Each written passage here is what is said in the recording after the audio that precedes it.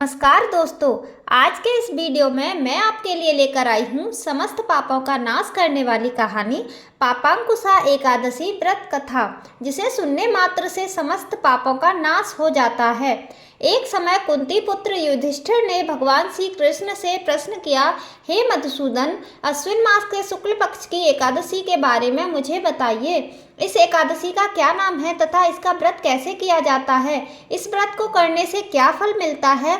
कृपा करके आप यह विस्तार पूर्वक बताइए। युधिष्ठिर की उत्सुकता को शांत करने के लिए भगवान श्री कृष्ण कहते हैं, हे पांडुपुत्र, अश्विन मास के शुक्ल पक्ष की एकादशी का नाम पापांकुशा एकादशी है।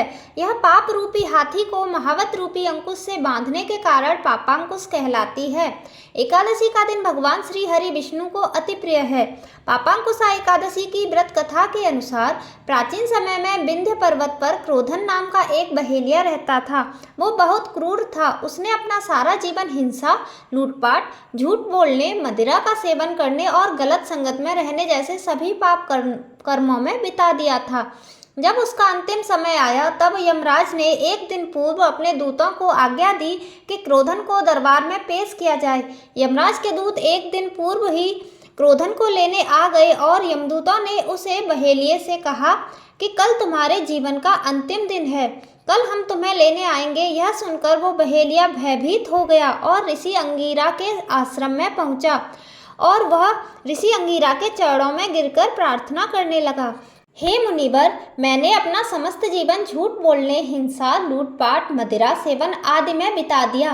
कृपा करके आप मुझे कोई ऐसा उपाय बताएं जिससे मेरे समस्त पाप नष्ट हो जाएं और मुझे मोक्ष की प्राप्ति हो जाए। इस प्रकार बहेलिये के अनुग्रह करने पर महर्षि अंगिरा ने प्रसन्न होकर उसे अश्विन शुक्ल पक्ष की पापांकुशा एकादशी का विधिपूर्वक व्रत करने को कहा तथा श्रीहरि की पूजा का विधान बताया। उस बहेलिये ने ऋषि अंगिरा द्वारा बताए अनुसार विधि विधान से पापांकुशा एकादशी का व्रत किया। ऐसा करने से उसके अपने जीवन में किए गए समस्त पाप नष्ट हो गए। अश्विन शुक्ल पक्ष की इस पापांकुशा एकादशी के व्रत तथा पूजन के प्रभाव से जब यमदूतों ने यह चमत्कार देखा तो वह बहेलिये को लिए बिना ही यमलोक वापस लौट गए। भगवत कृपा से बहेलिया विष्णु लोक गया।